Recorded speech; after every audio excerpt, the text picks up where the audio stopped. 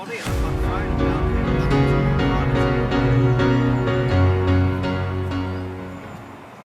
Hello everybody, I'm Matt Fry. I'm down here at Chorlton-cum-Hardy Golf Club today, where Manchester Golf Performance Centre is benched, and I'm here to talk to you about the basics of chipping. Now I'm going to be going through 3 key pointers in your setup, your posture, your ball and club position, and also your swing length. I'll be talking about those today, and hopefully you can put these into play and make you a better chipper. So, when we're talking about chipping, generally when people come for lessons, we tend to hear 3 main pointers when they're talking about their chipping and the setup. Firstly being, we need the ball back really far, as far back as we can in our stance here. So as you can see, it's actually being played level with the right foot there. Then we want the weight pushed forward, so our left hip comes out, and then more of the weight is into our left hand side here. And thirdly, then we're going to get our hands really forwards, and then we're going to chip from there and see how it goes.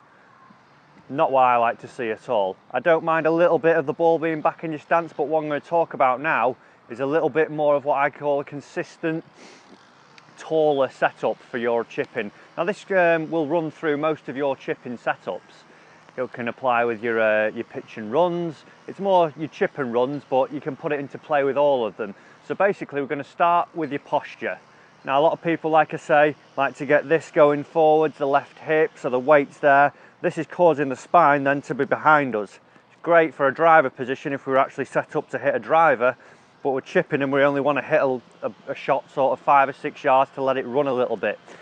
So, as opposed to then sticking this left hip out and causing this spine angle, I like to say this taller posture.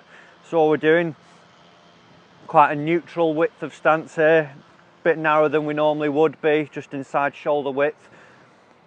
Ball now is going to be in the middle of our stance as opposed to being further back, and we address the club there. So this is the setup here now, a little bit taller. I'm not here pumped out, and this spine angle, I've got quite a neutral spine angle here, quite a consistent straight movement here. Now I do like to have a little bit of weight in the left hand side when chipping, so what we want to do is actually lean more into the left hand side here. So I'm still maintaining this spine angle here, it's still only a little forward of the ball, as opposed to putting my left hip forwards. My hips have moved in front of the ball now, my spine's gone behind the ball, and they're fighting against each other. So everything here, if we were to just lean this club that way, it's all one consistent line now. Now talking about your ball position, also going to talk about your club position here. A lot of people, like I say, get it back here in the stance and then get the hands really forward. I've then turned this 7-iron that I've got here into almost a 3-iron by getting it quite forwards there, de-lofting the club. Also, when we're taking it away, we'll either get quite a steep contact into the back of the ball, so we'll either get quite a big divot, or you'll have to lean back, flick your hands, and then we get those thins. Those are quite a lot of the common problems. And from that earlier setup with the hips pushed forwards back here, I'm going to take it around ourselves here more because of this, and again we'll get quite shallow, and it'll be either we'll catch the ground early here or flick up, like I say, get a skull of the ball, catch it halfway up the ball, and it'll go chasing across the green too long. So with this more consistent setup, all we're doing, pushing the hands forward, pushing the body forward, sorry, there, ball's more in the middle of the stance, and now the hands and the shaft are pretty level with the ball there, so we're promoting the actual correct loft of the golf club. Now this will give us a slight descending blow into the back of the golf ball, but we're not going to be hitting it too far behind, we're not going to be taking big divots. All we're doing is just working a little bit of bounce on the club. Going to catch the ball first, leading edge, and then the bounce will ride the turf, and we won't get loads of divots. We probably won't get any divots with these. That'll promote that nice crisp strike and that nice little flight, a consistent flight. If we've got it too de-lofted, you never know what loft's coming into the ball, as where here we can create the pendulum motion that we hear so much about from this position, and every time we know that the loft's going to be pretty much the same, so we know how far the ball will then fly and how far it will run. So I'll give this a little demonstration now for you. So like I say, Ball firstly in the middle of the stance. Now I'm going to lean a little bit here, shoulders are still quite level, and it's just going to be a little rock. And when going forwards, guys, you want to feel quite firm in your left wrist. We don't want to see this flicking and, like I say, adding and taking loft off into the golf club. It's almost like a putt. You don't flick at your putts, you just let the left hand lead a little bit. So we'll give it a go. I'll pick my target there, a little bit of lean, shaft's quite neutral there, little rock, and not too bad. Just flicked it a little bit there, so it's gone a little bit left. So again, we'll try another one.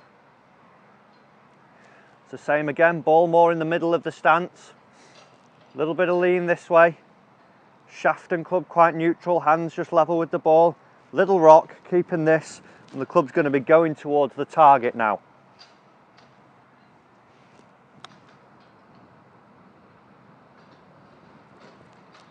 A lot better, straight, nearly in. That was a better strike. I didn't flick at it and I got that consistent flight and let that go. So again, one more, ball in the centre, a little bit of lean here, consistent, isn't it? It's not popped out, spine behind the ball, everything's on one angle. Then this little pendulum motion that's going to rock with the hands pretty much level, that little rock here.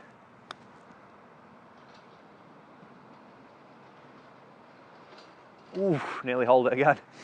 So that is how you create a consistent setup, guys. Now, like I say, this can work with your sand wedge, your pitching wedge, all the way up. I mean, I'm chipping here with a 7-iron. I'll be doing this with 6, 7, 8, 9, all the way through. And obviously it will just, if we want to hit it further, it's all about your swing length then.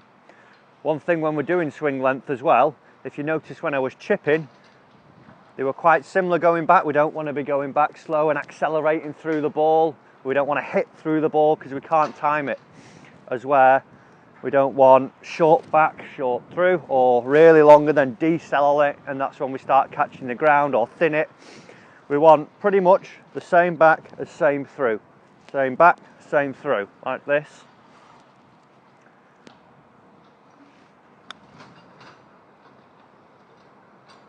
So I've gone same backswing, same follow through distance there. There will be a light acceleration, but that's just gravity doing its work for us as well. We don't want to be doing it consciously, hitting into it. We'll just go same back and same through, one more. It's that little lean again, shaft neutral, weights there, pick your target out here. That's better, and we can notice here, guys, when you get a good one, it'll look as if the club's an extension of your arm. You've not flicked it round here, you've not held the club too much and got it behind. It's all going to be one solid motion there. Now, guys, I hope that's helped you. Please do post in the comment box below. Give me some feedback if you liked it or not. If you've got a different way that you chip, if you want to see a different way, how we'd hit some lob shots or things like that. And I'll try and help you guys out as much as I can. Please remember, do subscribe to the channel, give it a thumbs up if you've liked it, and I'll see you soon with more chipping tips.